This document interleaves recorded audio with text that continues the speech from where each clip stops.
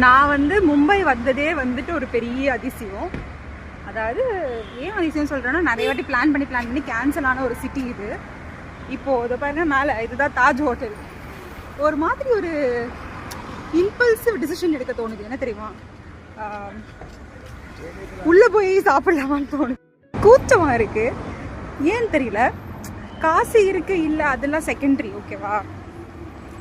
என்னன்னா வந்து நம்ம இந்த இடத்த பற்றின ஒரு அண்டர்ஸ்டாண்டிங் இருக்கும்ல, ஒரு இமேஜ் இருக்கும்ல. அதனால் I'm thinking if I am someone who can go inside and exist, அந்நியமாக இருக்குமா அப்படின்ற ஒரு எண்ணம்லாம் வருது. ஆனால் உள்ளே வந்துட்டேங்க, ஃபர்ஸ்ட் டைம் தாஜ் ஹோட்டலுக்குள்ளே. அவ்வளோவா வீடியோ ஃபோட்டோலாம் எடுக்கக்கூடாதுன்னு சொன்னாங்க, ஆனால் இந்த காரிடர் எடுக்கலாம்னு பெர்மிஷன் கொடுத்தாங்க. ஸோ சும்மா அப்படின்னு ஒரு தயக்கத்தோட பயத்தோடு தான் இந்த வீடியோ எடுத்தேன். ஒன்றும் இல்லை, இந்த வீடியோவில் நிறைய லைட்டிங், நிறைய ஆர்டிஃபெக்ட்ஸ்லாம் இருந்துச்சு.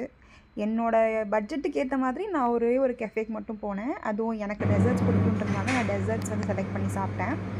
எனக்கு இந்த பேனோ சாக்லேட் அப்படின்றது ஒரு டெசர்ட் இருக்குது, இதுதான். இது எனக்கு பிடிக்கும், அதனால் நான் சாப்பிட்டேன். இது வந்து 770 ஒன்று. பொதுவாக சின்ன சின்ன கடையில், அதாவது தியோபிரமா மாதிரியான கடையில் வந்துட்டு 200 250 அப்படி இருக்கும். இது 718 இருந்தது.